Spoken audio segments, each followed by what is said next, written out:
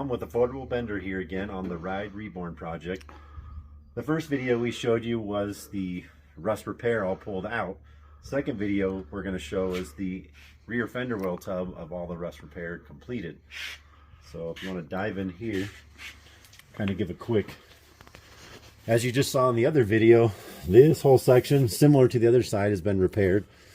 This whole section here, all the way down to up in here, has been repaired.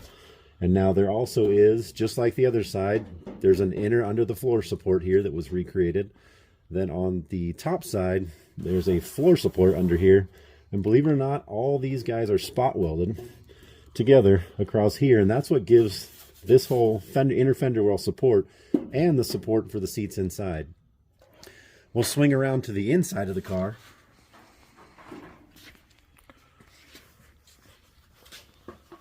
As you can see in here, all this is fresh. It's that whole layer that's been recreated. It works its way all the way around here, up into this guy.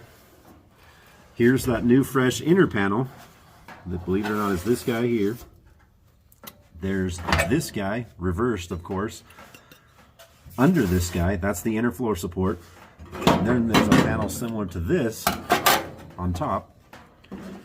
And then, just to recreate it and make it look just like factory, there's a inner gusset, obviously for support on this guy that runs across here. Because again, we have seats that run across here, but we will be changing that. But we just want the floor just as strong as it was factory Toyota.